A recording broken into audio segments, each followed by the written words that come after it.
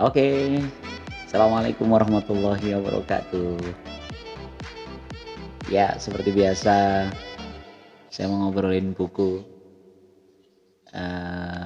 Ada buku nih judulnya, judulnya berat banget, Visi Peradaban Komprehensif al-Ikhwan al-Muslimun.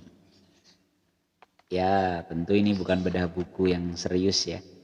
Jadi kalau saya ikut bedah buku itu dengan berbagai versi, ada yang sangat serius ya, dibedah satu-satu, covernya dibedah, ukuran kertasnya, cara editingnya. Ya. Kalau saya enggak, ini enggak dalam kapasitas itu. Ini judulnya kita ngobrol setelah saya membaca buku. Jadi hanya perasaan dan pikiran saya setelah membaca buku tertentu gitu aja kali ya. Jadi ini buku sudah cukup lama saya punya, buku Visi Peradaban Komprehensif al-Ikhwan al-Muslimun. Ini terbitan Maktabah Syamila, Maktabah Syamila tahun 2005, udah lama ya. Ya, dulu saya punya buku ini dalam acara bedah buku memang. Jadi ada bedah buku terkait buku ini, terus saya tertarik membelinya. Terus ikut beberapa sesi bedah buku juga. Jadi saya dapat banyak sih sebenarnya, banyak tentang isi buku ini dari banyak sumber juga, banyak para pembaca buku ini.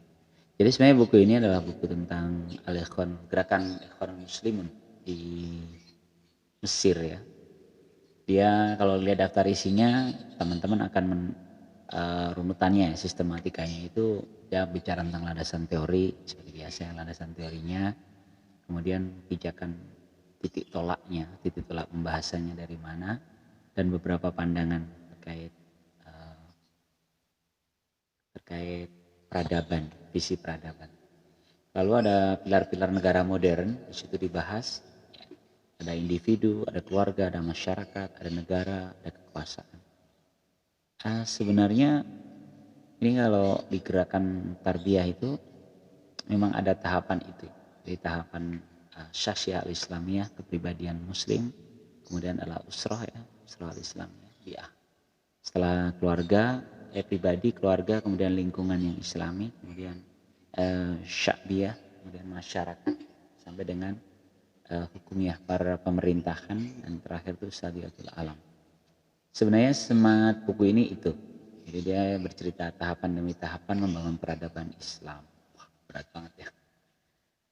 Dan kalau teman-teman punya buku ini sih bagus sekali ya. Nanti bisa dibaca sendiri. Jadi detail sekali bagaimana menceritakan satu pribadi, keluarga, masyarakat hingga menjadi negara itu seperti apa idealnya gitu ya. Jadi memang semangatnya sumul, semangatnya itu universal dan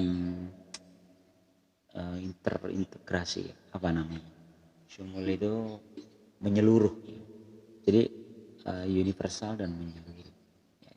Jadi di situ ada bahasan tentang hubungan manusia dengan manusia, hubungan manusia dengan alam, keserasian, keseimbangan, termasuk ruh, akal, dan jasad itu dilengkapi dalam. Di sini dibahas semua detail sekali. Memang ini makanya istilah komprehensif ini memang memang betul komprehensif. Jadi bagaimana suatu gerakan itu bisa utuh untuk membangun satu peradaban. Yang menarik sebenarnya buku ini kan ditulis sudah cukup lama. Bahkan gerakan ekonomi muslimin pun mengalami beberapa fase setelah itu. Jadi sebenarnya saya menceritakan buku ini justru pancingan kepada teman-teman yang suka menulis. Sebenarnya memang kayaknya sudah waktunya ditulis perjalanannya itu lebih utuh gitu. Karena banyak cerita ya bagaimana Mesir akhirnya gerakan ekonomi muslimin yang sempat memimpin, menang, kemudian jatuh, itu kan ada cerita sih. Kemudian bagaimana gerakan ekonomi muslimin di negara-negara lain, bagaimana mereka bermetamorfosa dengan kondisi sekitarnya, dan ini masuk akal, namanya juga gerakan memang harus selalu beradaptasi dengan kondisinya. Eh, biar nggak terlalu serius ya, saya akan bandingkan satu buku kecil lagi nih, buku personal. Ada bukunya seorang Vesta Bestari, judulnya Jejak Langkah.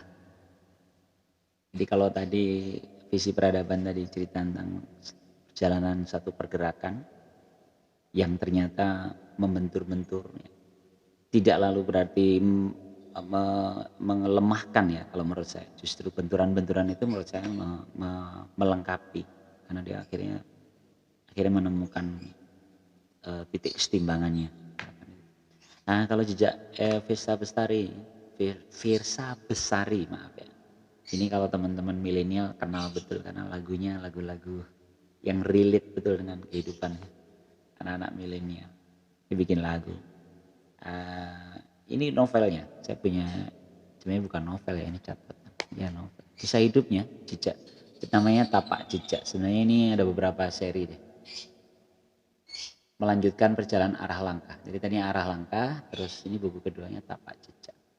Ini cerita perjalanan hidupnya Versa Besari. Mengapa saya menghubungkan dua buku ini sebenarnya karena artinya kita ini nggak bisa beranjak dari lini masa, kita itu nggak bisa keluar dari garis waktu.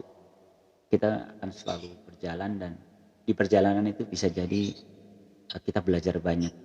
Ada perubahan-perubahan, ada keniscayaan yang harus kita hadapi. Versa Bestari ini seru sekali kalau teman-teman, khususnya anak-anak milenial yang suka lagu-lagunya, membaca perjalanan hidup penulis lagu ini saya pikir bagus. Bagaimana kehidupan keluarga Versa ini, bagaimana dia menemukan minat dia yang kuat terhadap dunia seni. Dan nggak usah saya ceritain detail ya, nanti jadi apa namanya, nanti nggak jadi pada baca gitu kan.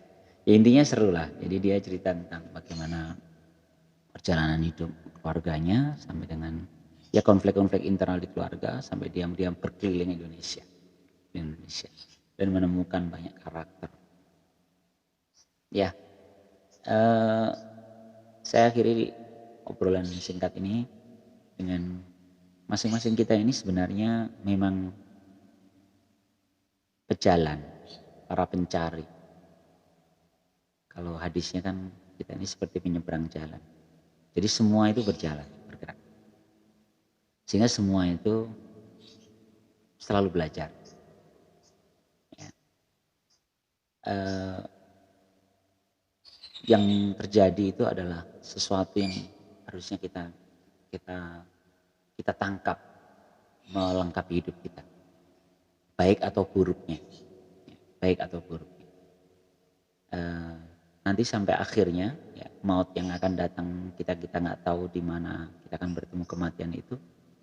Makanya sebenarnya kematian itu selalu luar biasa untuk yang merasakannya. Tidak ada kematian yang biasa-biasa saja bagi yang merasakan, bagi yang bersangkutan, karena pasti itu puncak kehidupannya. Nah, karena itu adalah akhir dari perjalanan hidup tadi, dari tapak jejaknya. Kalau manusia jelas maut berhenti. Bagaimana dengan satu pergerakan? Bagaimana satu bangsa? Tentu itu ajalnya itu berbeda, ajalnya berbeda. Dan dia akan jatuh dan bisa jadi habis, satu gerakan itu habis kalau dia tidak beradaptasi dengan baik. Mungkin begitu.